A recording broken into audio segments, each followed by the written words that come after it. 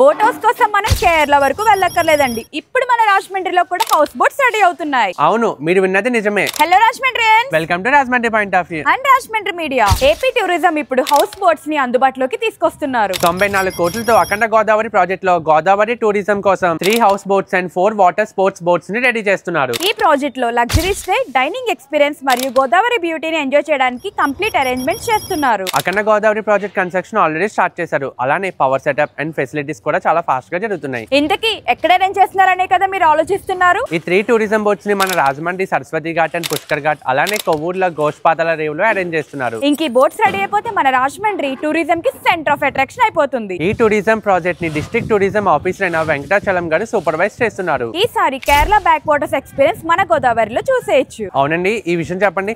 దక్షిణ గంగా నది అని ఏ నదికి పేరుంది? మీరు కామెంట్ చేయండి. మీ కామెంట్ కరెక్ట్ అయితే మా స్టడీలో యాడ్ చేస్తాం. రాజమండ్రి సిటీ అప్డేట్స్ కంటిన్యూగా కావాలంటే ఇప్పుడే రాజమండ్రి పాయింట్ ఆఫ్ వ్యూ ని రాజమండ్రి మీడియాని ఫాలో చేసేయండి.